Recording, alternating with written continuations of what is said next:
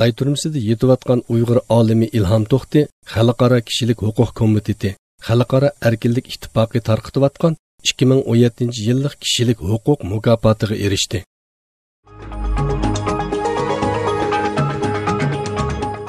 Xitoy Sharqiy Turkistonda Urumchidan boshlanib Ko'rlaning Lopnurga tutishadigan dunyo bo'yicha eng uzun tonel yasashni planladi. Xitoy bu qurilish orqali Sharqiy Turkistonni xitoylashtirishdan iborat razil planini ishga oshirmoqchi bo'lgan.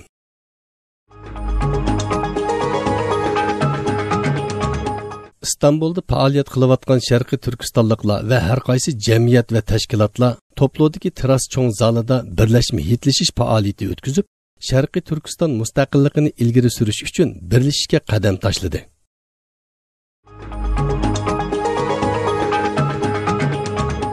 Sharqiy Turkiston ulamolar birligi Arkan musulmonlari haqida bayonot e'lon qilib, Sharqiy Turkiston masalasini Arakan masalasidagi xalqaralashtirib olmaganligidan afsuslanganligini bildirdi.